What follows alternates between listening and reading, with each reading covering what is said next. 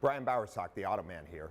Today we're talking about shocks and struts and how important they are to your vehicle.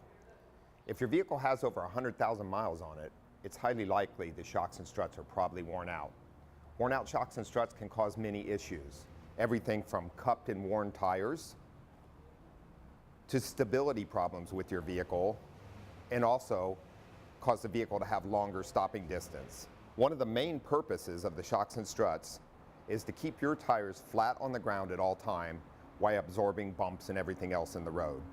Shocks and struts also help with stability and safety when turning at higher speeds. You should get your vehicle in and have it inspected by a qualified technician to look at the shocks and struts. There are numerous things we look for.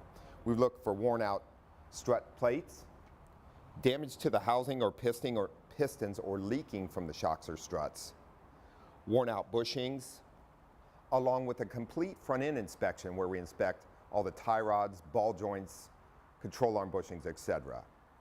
Your vehicle should have a front end inspection and a shock and strut inspection on a regular interval. I'm Brian Bowersock with the West Automotive Group.